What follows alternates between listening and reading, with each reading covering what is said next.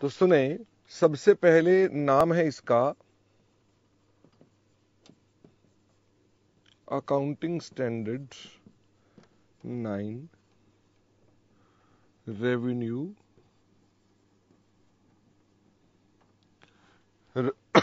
Recognition. क्या ये mandatory standard है? The answer is yes. ये सब पर अप्लाई होता है। रेवेन्यू रिकॉग्निशन किस बारे में बात करता है? ये स्टैंडर्ड किस बारे में बात करता है? ये बात करता है on timing and conditions of revenue recognition. ये हमें बताता है किन शर्तों पर रेवेन्यू बुक करना चाहिए और कब बुक करना चाहिए। हम जब इस स्टैंडर्ड की बात करते हैं तो इसमें सबसे पहले आ जाता है इसका स्कोप। स्कोप में क्या आता है कि क्या क्या इसमें नॉट कवर्ड है और क्या क्या इसमें कवर्ड है। तो मुझे फटाफट से याद से बताना जरा। इसके अंदर नॉट एप्लीकेबल, हमारा ये accounting standard not applicable to following business. कौन कौन से बिजनेस पर अप्लाई नहीं करता है? मैं भूल गया हूं। कौन कौन से बिजनेस पर अप्लाई नहीं करता है? नंबर 1, इंश्योरेंस बिजनेस, यानी इंश्योरेंस के बिजनेस पर अप्लाई नहीं करेगा। Very good. Hire purchase, hire purchase and lease, इस पर भी अप्लाई नहीं करेगा। और किस पर अप्लाई नहीं करेगा? गवर्नमेंट ग्रांट्स, चंदे पर, जो आपको चंदा मिलता है वो भी कोई और स्टैंडर्ड डील करेगा। और किस पर एक और रह गया, वो कौन है? कंस्ट्रक्शन कॉन्ट्रैक्ट्स, इस पर भी ये स्टैंडर्ड अप्लाई नहीं करेगा। मतलब इन बातों पर हमारा स्टैंडर्ड की बात ना करें। ये कुछ ट्रांजैक्शंस पर भी अप्लाई नहीं होता। Not applicable to following transactions, यानी इन ट्रांजैक्शंस पर भी ये अप्लाई नहीं होगा। जैसे कि नॉन करंट एसेट्स, जिनमें क्या क्या चीजें आ गई? सारे आ गए।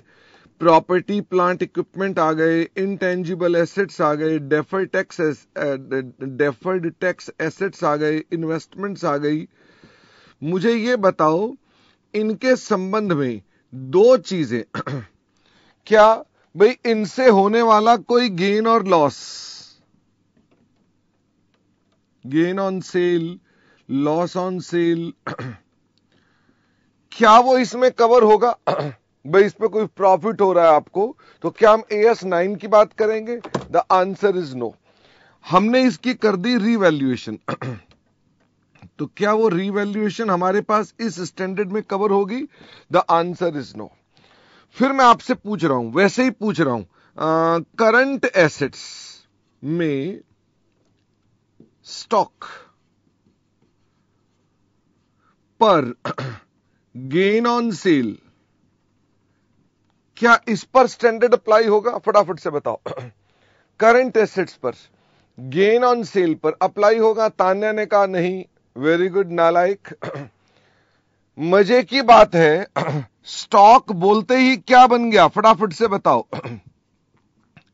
स्टॉक बोलते ही क्या बन गया? Ordinary course of business. और ऑर्डिनरी कोर्स ऑफ बिजनेस में अगर आप अपने पास कोई सेल करते हैं तो क्या वो हमारे पास इस स्टैंडर्ड में कवर होगी? The answer is yes. AS 9 applies. Oh my god. Saumya कह रहे हैं कल आपने नहीं बताया। कल यही तो बताते रहे कि रेवेन्यू में जो आपकी धंधे की आइटम्स हैं उन पर AS 9 अप्लाई होगा। मैंने यहां पर ना ऊपर हेडिंग में ये गलत लिख दिया है, कोई दिक्कत तो नहीं? हेडिंग में लिखा है नॉट एप्लीकेबल और यहां लिख दिया applicable, just for the sake of मैंने आपके साथ होली मनाई है और कुछ नहीं है।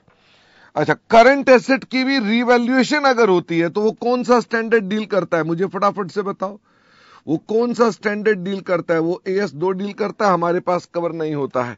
मुझे ये बताओ, इसके अलावा नॉन करंट और करंट लायबिलिटीज से भी तो हमें गेन हो सकता है। तो मुझे बताइए, क्या AS 9 अप्लाई होता है? नो। क्या इसकी रीवैल्यूएशन पर AS9 अप्लाई होता है? The answer is no. तो यानी AS9 यहां पर भी नहीं, AS9 यहां पर भी नहीं, AS9 यहां पर यस, और यहां पर भी नहीं क्योंकि यहां AS2 आ गया है। अच्छा, फॉरेन करेंसी, मुझे फटाफट से बताओ फॉरेन करेंसी पे यदि आपका गेन हो गया है तो मुझे फटाफट से बताओ, गेन और लॉस तो क्या AS9 अप्लाई होगा? नहीं। क्या इसके अंदर कोई रीवैल्यूएशन हो जाए, फॉरेन करेंसी की वैल्यू बढ़ गई घट गई, तो क्या AS9 अप्लाई होगा? The answer is no. सरल भाषा में मुझे बताओ, ये स्टैंडर्ड अल्टीमेटली अप्लाई किस पे करेगा? अप्लाइज टू, ये अप्लाई करेगा ऑन रेवेन्यू अराइजिंग फ्रॉम, बताना कहां से?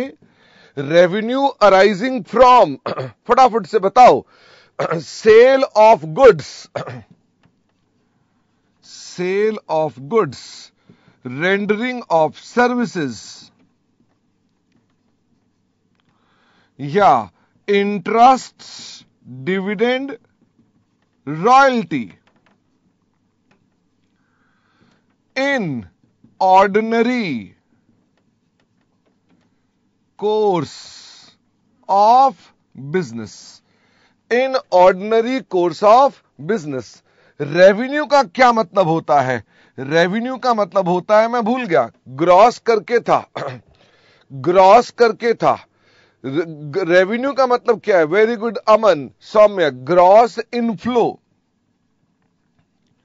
किसका ग्रॉस इनफ्लो? ऑफ, क्या आना चाहिए? Cash and receivables. अगर मान लो ये वर्ड्स याद रहे तो ये क्या कीवर्ड्स ही तो हो गए? फटाफट से बोलो ना, यही तो कीवर्ड्स हो गए। इसी से तुम्हारा कभी भी किसी कोई भी आंसर लिख दोगे तुम्हें कुछ चक्कर में पड़ना ही नहीं है। अच्छा, अब मुझे ये बताइए कि जब मैंने इसकी चर्चा स्टार्ट करी तो मैंने इसके अंदर कहा कि हम अपनी चर्चा को कितने भाग में करेंगे? फटाफट से बताओ, हम अपनी चर्चा को कितने भाग में बांट दिया था? 3 भागों में बांट दिया था।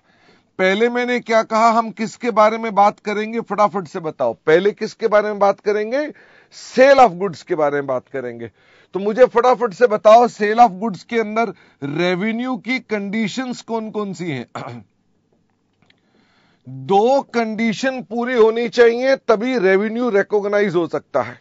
वो 2 कंडीशन में पहली कंडीशन कौन सी थी? No uncertainty regarding consideration and its collection, ultimates collection। अच्छा, नो अनसर्टेनिटी मतलब सर्टेनिटी होनी चाहिए। प्लीज से ट्रू और फॉल्स, फटाफट से बताओ। It means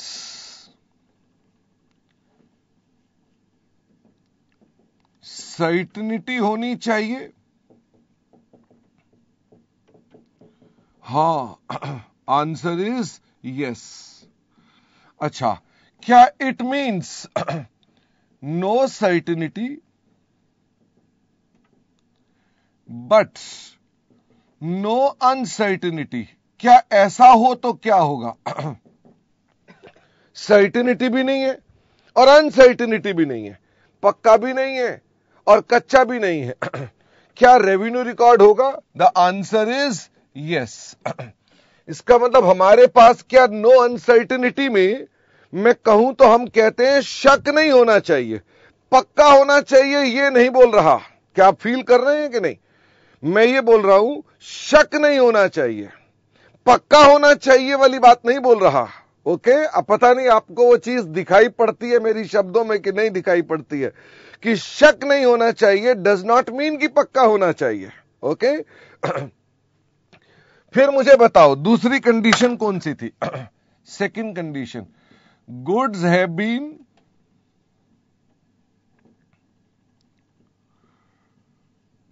transferred to buyer. हमने गुड्स किसको ट्रांसफर कर दिए हैं? बायर को कर दिए हैं। इसी का दूसरा मतलब क्या है? That is sale has been, फटाफट से बताओ क्या, sale has been agreed, sale has been agreed. लेकिन इसको भी समझना होता है, तो इसका क्या मतलब होता है, इसका मतलब होता है that is risk and reward of such assets have been transferred, यानी उस एसेट से होने वाले कोई भी खतरे और उसके रिवॉर्ड हमने ट्रांसफर कर दिए हैं। हम ये कैसे कैसे ट्रांसफर कर सकते हैं, क्या हम बाय डिलीवरी भी कर सकते हैं, फटाफट से बताओ। हमने डिलीवरी कर दी, क्या उसके साथ भी कर सकते हैं? The answer is yes. कई बार डिलीवरी के बावजूद रिस्क ट्रांसफर नहीं होते। Do you know this point? Delivery भी कर दी और हमने कहा भाई रख लो, कोई बात नहीं, ना पसंद आए वापस कर देना। मुझे फटाफट से बताओ, मैंने रिस्क एंड रिवॉर्ड दिया आपको? मैंने कहा बेटा रख लो, कोई बात नहीं, नहीं आपने कहा नहीं चाहिए, मैंने कहा नहीं नहीं रख लो, कोई इतना समझे वापस कर देना।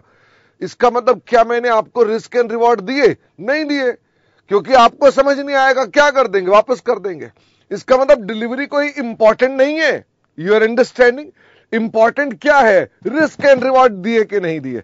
फिर भी आम तौर पे मुझे फटाफट से बताओ, आम तौर पे क्या इस पे रिस्क ट्रांसफर हो जाते हैं? कुछ भी ना लिखा हो, मैंने माल आपको दे दिया, क्या मान लोगे? ट्रांसफर हो गए। क्या बाय नॉन डिलीवरी भी ये ट्रांसफर हो सकते हैं? मैंने आपको डिलीवरी की ही नहीं, क्या तब भी ये ट्रांसफर हो सकते हैं? द आंसर इज यस, तब भी ये ट्रांसफर हो सकते हैं। इसका मतलब ये सिचुएशन आपको स्टडी करनी पड़ती है कि हमारे पास risk and reward, important point वही है कि आपके ट्रांसफर हुए कि नहीं हुए। मुझे ये बताओ, मैंने आपको इसमें कई इंस्टेंसेस दिए थे। मैंने आपसे कहा कि मैं आपको बिल पे लिख कर दे रहा हूं एक्स फैक्ट्री, तो मुझे ये बताओ हमारी सेल कब बन जाएगी, फटाफट से बताओ। मैंने कहा हमने माल एक्स फैक्ट्री आपको दिया है, तो आपको तो मिला भी नहीं है, क्या आपको डिलीवरी हो गई? फटाफट से बताओ, क्या आपको डिलीवरी हो गई? नहीं हुई। मेरी फैक्ट्री से माल निकल गया, क्या मेरी सेल हो गई कि नहीं हुई? मेरी सेल हो गई। वैसे मैं बता रहा हूं, 1 मिनट के लिए वीडियो मैं रोक नहीं रहा, वैसे ही बोल रहा हूं। हीरो होंडा ने कोई 4-5 साल पहले अपनी सेल बढ़ानी थी। 4-5 साल पहले की बात कर रहा हूं, गुड़गांव के अंदर उनका वो है, फैक्ट्री है। तो उन्होंने सेल बढ़ानी थी, तो उन्होंने क्या किया, बड़ा मजेदार किस्सा है। उन्होंने क्या किया, अपने जो डिस्ट्रीब्यूटर्स हैं, आपको पता चल गया ना डिस्ट्रीब्यूटर कौन होते हैं? डिस्ट्रीब्यूटर कौन होते हैं? जिनको वो माल बेचते हैं और फिर डिस्ट्रीब्यूटर आगे किसको माल देते हैं? वो जो हीरो होंडा की बाइक है, तब उसके साथ उस वक्त हीरो और होंडा दोनों कंबाइंड थे, ठीक है, आजकल हीरो और होंडा अलग हो गए हैं। तो जब वो बाइक देते हैं तो अल्टीमेटली फिर आप अल्टीमेटली जाके डिस्ट्रीब्यूटर से लेते हो, आप फैक्ट्री से थोड़ा ना लेते हो। उनको अपनी सेल बढ़ानी थी। उन्होंने अपने डिस्ट्रीब्यूटर को फोन किया, उन्होंने कहा भैया माल खरीदो, हमने अपना टारगेट पूरा करना है। डिस्ट्रीब्यूटर ने कहा मैं नहीं खरीद सकता, अभी मेरे पास जगह नहीं है रखने की। तो जानते हो क्या किया? उन्होंने सेल कर दी एक्स फैक्ट्री, ठीक है, सेल कहां कर दी? Ex factory. और उन्होंने सारे के सारे जो बाइक थे वो खेतों में लाके फैक्ट्री से बाहर खड़े कर दिए, गुड़गांव के अंदर खेतों से लाकर बाहर खड़े कर दिए, गार्ड बिठा दिए उन्होंने। क्या उनकी सेल हो गई कि नहीं हो गई? फटाफट से बताओ। वो तो मीडिया वाले पहुंच गए, उन्होंने कहा ये सारे बाइक जो हैं खेतों में क्यों खड़े हुए हैं और गार्ड बैठे हैं। अब गार्ड कह रहा अंदर जगह नहीं है। अब खबर बाहर आई जाती है कि अंदर फैक्ट्री में तो कोई सामान नहीं है, ये सारे बाहर रखे हुए हैं। फिर कुछ दिनों बाद वो ट्रकों में लोड होकर जाना शुरू हो गए। ओके, तो कंपनी ने बिना डिलीवरी के सेल बुक कर दी। बताओ क्यों? क्योंकि उसने क्या कर दिया? एक्स फैक्ट्री सेल की। ओके, एक्स फैक्ट्री में सेल कब होती है? When goods are out of factory. जब वो फैक्ट्री से माल बाहर जाता है तो सेल हो जाती है।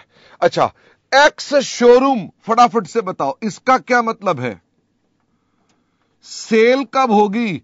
Goods are out of showroom. Showroom से माल बाहर गया, सेल हो गई। ओके, हमने सेल की है FOB। अच्छा, ये आपने कभी देखा बिल के अंदर नीचे लिखा होता है शिवा, आपने बिल के अंदर नीचे लिखा होता है E&OE, भाई एरर्स एंड ओमिशंस अगर हो जाए तो माफ कर देना। वहीं लिखा होता है ex showroom, ex factory, FOB। आपने कभी FOB आमतौर पे नहीं देखा, लेकिन जब आप धंधों में जाओगे तो FOB दिखाई देगा। ओके, FOB आप लोगों ने आमतौर पे नहीं देखा है। ओके, तो सेल FOB का क्या मतलब होता है? FOB की फुल फॉर्म है फ्री ऑन बोर्ड। तो हमने कल आपको बताया था सेल कब होगी? When goods are given for boarding. Boarding का मतलब क्या हो गया? कोरियर कंपनी या जहाज कंपनी या शिपिंग कंपनी, इन सबको हम माल दे देते हैं। ओके, अच्छा, फिर कई बार हम जो सेल करते हैं वो कौन सी सेल करते हैं? हम कहते हैं सेल CIF। वैसे आप भी बताओ ना, क्या आपने भी कभी ऐसा हुआ है कि टेलीविजन खरीदा हो और आपने कहा भैया टेलीविजन घर पहुंचाओगे कि नहीं पहुंचाओगे? तो उसने कहा हाँ हाँ पहुंचा देंगे। तो सेल कौन सी हो रही है? In that case free home delivery वाली हो रही है। ओके, तो आप आमतौर पे बहस करते हो उससे। मुझे CIF की बात बताओ। CIF का मतलब क्या होता है? CIF का मतलब है कॉस्ट, इंश्योरेंस एंड फ्रेट। इसमें हम गुड्स कहां तक पहुंचाते हैं? When goods reach N agreed point of entry. एक पॉइंट तय हो जाता है, उस पॉइंट तक हमें माल पहुंचाना होता है हमारा, और जैसे ही वहां पहुंच गया हमारा काम खत्म। अच्छा, फिर एक और भी होती है वो होती है sale free home delivery. Free home delivery, इसमें सेल कब होती है? फटाफट से बताओ, इसमें सेल कब होती है? When goods reach home. वैसे ये होम बोल रहा हूं, कोई जरूरी वर्ड नहीं है। Home is the location of the buyer. Okay, तो हमने कहा हमारे पास ऐसा होता है। तो क्या आपको समझ में आई कि इसके रिस्क एंड रिवॉर्ड जो होते हैं वो हमें कब खत्म हो रहे हैं? वो बड़ा इंपॉर्टेंट पॉइंट है। फिर मैंने सेल ऑफ गुड्स में ही आपके साथ कुछ स्पेशल पॉइंट्स डिस्कस करने शुरू कर दिए थे। मुझे बताओ, मैंने सबसे पहला स्पेशल पॉइंट जो आपके साथ डिस्कस किया था, मैंने कहा आपको देखना पड़ेगा कि प्रिंसिपल की सेल कब होती है। बताइए जरा फटाफट से, प्रिंसिपल की सेल कब होती है? प्रिंसिपल मतलब, इसको एक बच्चे ने कंसाइनमेंट बोल दिया। कंसाइनमेंट वर्ड नहीं बोलूंगा मैं, क्या बोलूंगा? Who is person in principle in consignment. Consignment में प्रिंसिपल कौन होता है? कंसाइनर। तो फटाफट से बताओ कंसाइनर की सेल कब होती है? कंसाइनर की सेल होती है when goods are sold by agent, या दूसरा नाम क्या हो सकता है एजेंट का? दूसरा नाम क्या होता है एजेंट का? कंसाइनी। अच्छा, ये बताओ व्हेन आई से सोल्ड, सोल्ड का क्या मतलब है? सोल्ड का क्या मतलब है? सोल्ड का मतलब है टू कंडीशंस सेटिस्फाइड। जो ऊपर लिखी थी ना, ये दो कंडीशन क्या हो जानी चाहिए? सेटिस्फाई होनी चाहिए। अच्छा, हमें यह कैसे पता चलता है कि भाई हमारा रिलेशनशिप जो है, रिलेशनशिप प्रिंसिपल एजेंट का है या कंसाइनर कंसाइनी का है? मुझे फटाफट से बताओ कि हमको कैसे पता चलेगा कि हमारा रिलेशनशिप जो है वो प्रिंसिपल और कंसाइनर का है? तो हमारे पास इसके अंदर दो चीजें देखी जाती हैं। नंबर वन, पहली चीज क्या देखते हैं? नंबर वन में क्या देखेंगे? Goods are supplied by. फटाफट से बताओ, माल कौन बेचता है? माल कौन बेचता है? एजेंट। पर सप्लाई कौन करता है? जोमेटो में अगर मैं पूछूं तो माल कौन बेचता है? फटाफट से बताओ, जोमेटो में माल कौन बेचता है? जोमेटो बेचता है। और सप्लाई कौन करता है? फटाफट से बताओ, सप्लाई कौन करता है? रेस्टोरेंट वाला करता है, ठीक है। Goods are supplied by principal या ओनर, एजेंट नहीं करता है। नंबर 2, एंड का मतलब क्या? दोनों कंडीशन पूरी होनी चाहिए। हां, प्राइस इज फिक्स्ड बाय, फटाफट से बताओ, प्राइस कौन फिक्स करता है? भाई उस आइटम का प्राइस क्या होना चाहिए, उस पर डिस्काउंट होना चाहिए कि नहीं, is fixed by again principal. अच्छा, अगर इन दोनों में से कोई भी कंडीशन पूरी नहीं हुई तो क्या वो प्रिंसिपल एजेंट है? फटाफट से बताओ, अगर इन दोनों में से कोई भी कंडीशन पूरी नहीं हुई तो क्या वो प्रिंसिपल एजेंट है? The answer is no. आमतौर पे ऐसे केसेस में हम क्या बोलते हैं? वो कौन होते हैं? डिस्ट्रीब्यूटर्स।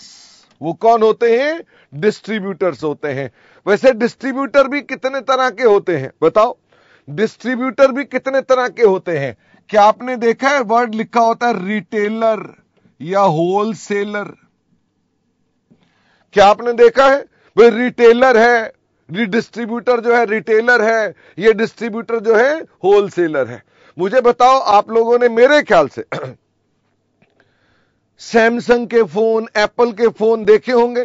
तो एप्पल के फोन के एप्पल की दुकान से ही खरीदते हो कि वहां के रिटेलर से खरीदते हो? फटाफट से बताओ, वहां आप किसके पास जाते हो? वहां आप रिटेलर के पास जाते हो। ओके, अच्छा, आप होलसेलर से कभी आपके दर्शन क्यों नहीं हुए? फटाफट से बताओ, आपके दर्शन क्यों नहीं हुए होलसेलर के साथ? क्योंकि अभी आप कौन हो? अभी तुम छोटे बच्चे हो, दांत तुम्हारे कच्चे हैं, अभी तुम रिटेलर के पास ही जाते हो क्योंकि तुम व्यापार नहीं कर रहे हो। ओके, अभी तुम्हारी मूंछों के बाल पूरे मजबूत नहीं हुए।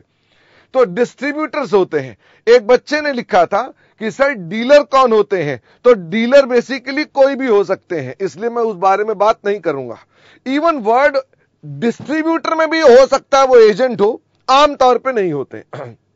गौतम कह रहा है मेरे पापा होलसेलर हैं, वेरी गुड। पर मैं आपको बताता हूं, आपके पापा होलसेलर हैं, उनसे ये कहना कि तुम्हें रिटेल में थोड़ी बुद्धि दे दे। ओके, तुम उनसे ज्यादा नहीं मांगना, सिर्फ रिटेल में थोड़ी सी बुद्धि मांगना, कहना पापा थोड़ी सी बुद्धि दे दो। ओके गौतम, आज तुमने करना है। हाँ, वरुण कह रहा है अगर मैं एप्पल के स्टोर से ले लूं तो एप्पल का स्टोर तो ओनर ही हो गया ना, फिर तो आपने ओनर से ही माल ले लिया। ओनर से माल ले लिया तो दिक्कत ही नहीं है। अगर ओनर एप्पल ही आपको सामान बेच रहा है तो ये दो कंडीशन करेगा, ठीक है। अगर आप एप्पल का फोन ले रहे हैं तो हो सकता है वो एजेंट हो सकता है वो डिस्ट्रीब्यूटर हो, डिपेंड करता है।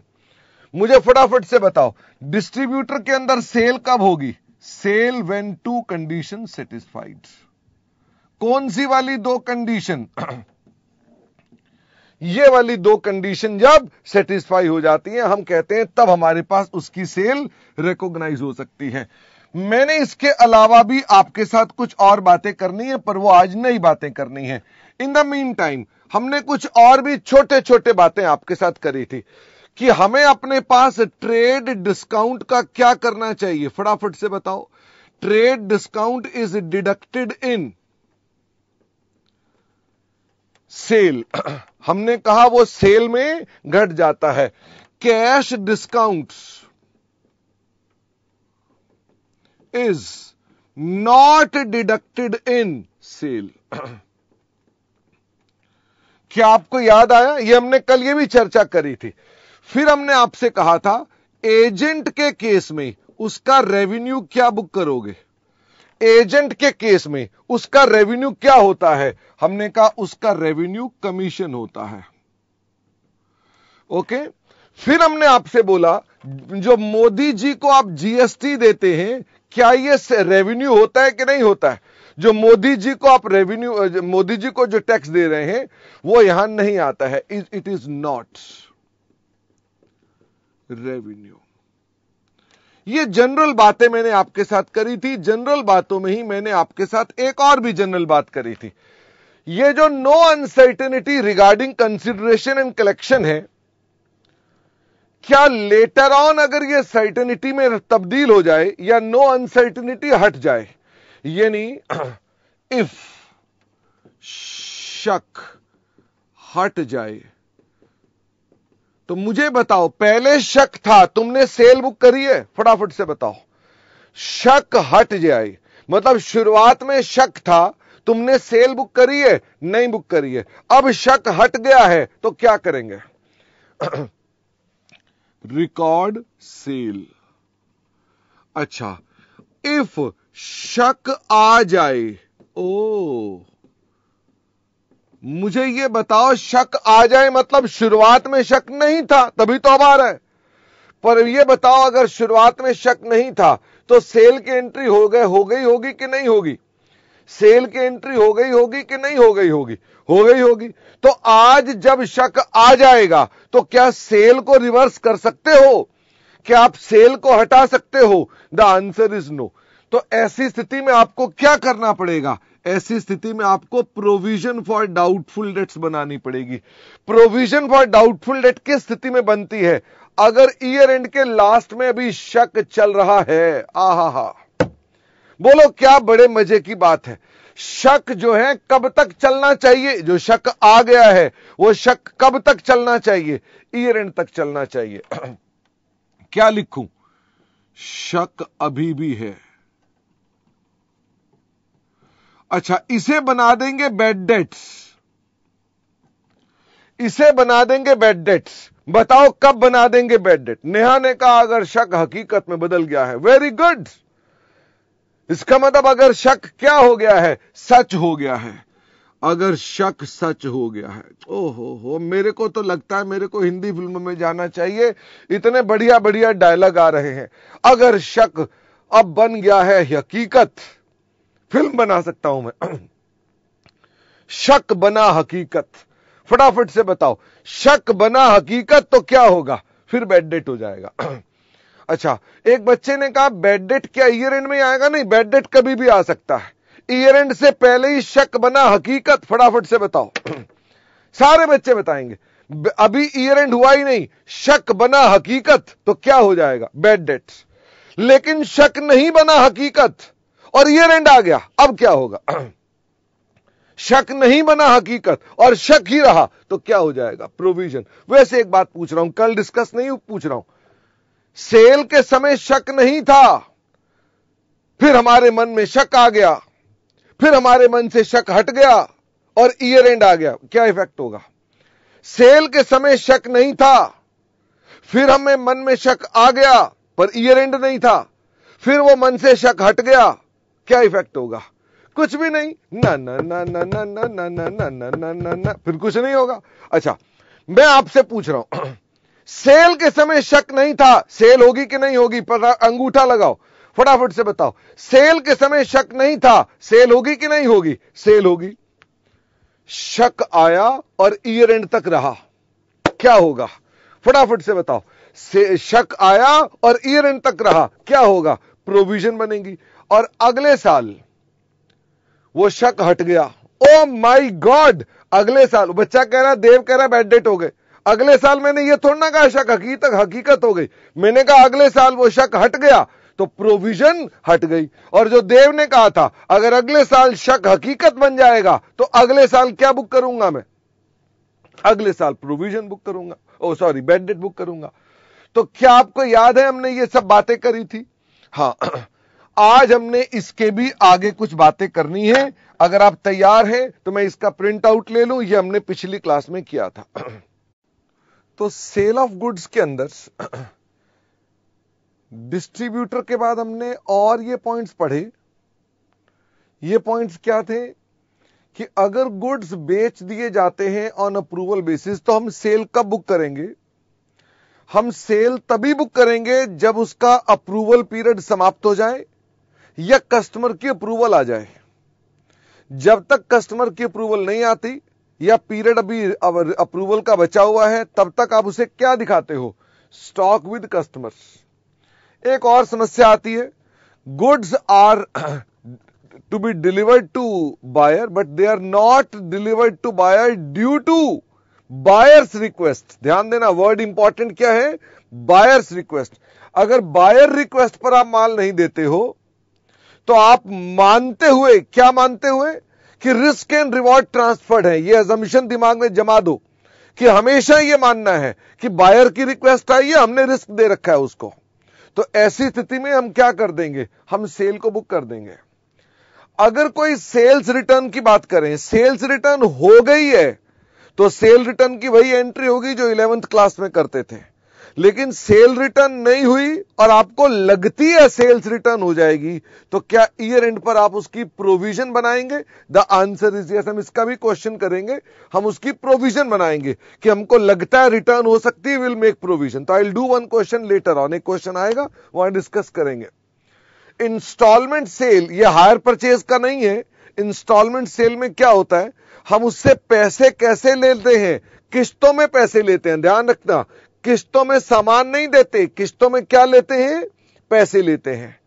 और माल कब देते हैं, माल देते हैं जब सारी किस्तें हो जाएंगी उसके बाद। तो सेल कब होगा, जब सारी किस्तें पूरी हो जाएंगी तो सेल बुक की जाएगी, वो भी तब हम जब माल डिलीवर करेंगे उस वक्त। तो हमारे पास ये सेल ऑफ गुड्स के पॉइंट्स थे, हमारे पास अभी भी सर्विसेज के और इंटरेस्ट, डिविडेंड, रॉयल्टी के पॉइंट बचे हुए हैं। वो थोड़े थोड़े से पॉइंट हैं, एक दो जगह पर थोड़े से इश्यूज हैं उसके अंदर, तो बट एनीवे हमारा स्टैंडर्ड काफी हद तक समाप्त हो गया है। फिर भी आज पूरा नहीं होगा, एक बच्चा पूछ रहा था उसका जवाब दिया मैंने, ठीक है।